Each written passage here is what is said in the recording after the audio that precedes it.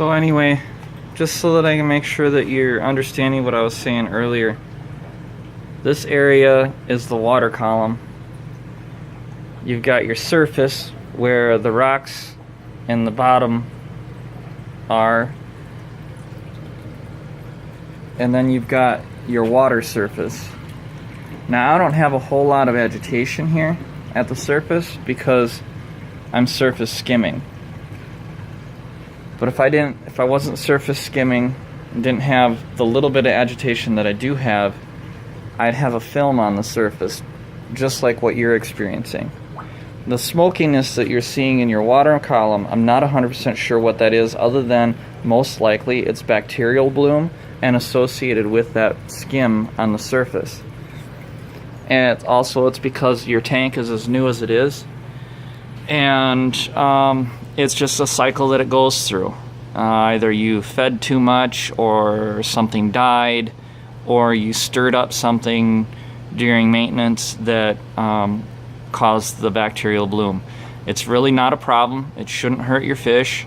In fact, some fish will actually feed off of it. It's not necessarily desirable though, because it can irritate corals, and it can also mean future problems as well.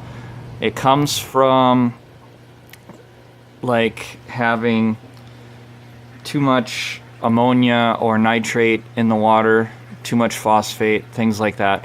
All things that water changes in protein skimmers help with. I overfeed a little bit, so I get a lot of algae in my tank, but I'm not worried about the algae because I have a lot of algae eaters. I've got a good cleanup crew, and I've also got a lot of herbivorous fish. So I view the little bit of algae that I have as not a nuisance. It doesn't really interfere with my corals. Some of my corals don't look the greatest because they're either shedding, which they do on a regular basis, or because I really do need a bit more light than what I've got over my aquarium.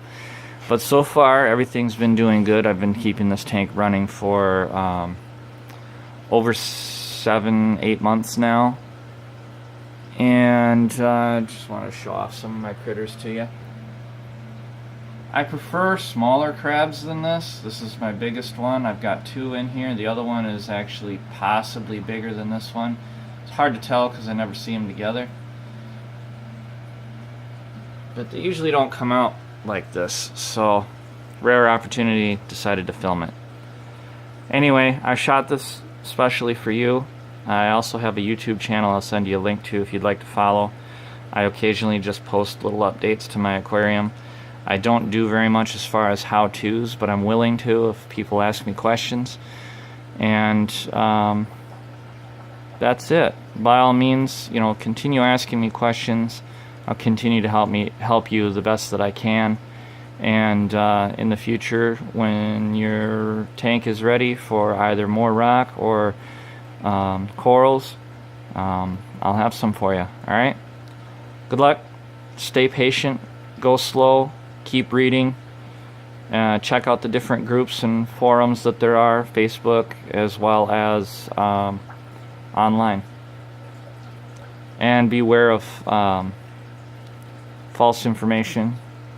And anybody that tells you something is an absolute is wrong. There is no absolutes in this hobby. Every tank is different. It's all just going to be basically what you're able to do to maintain stability, whether you do a lot of water changes or very few. It's all going to depend on the livestock that you've got, the amount of time that you have, how much money you're putting into it, the type of equipment you have. There's so many variables, I can't even list them all. But you'll find that out as you read and as you go along and as you learn.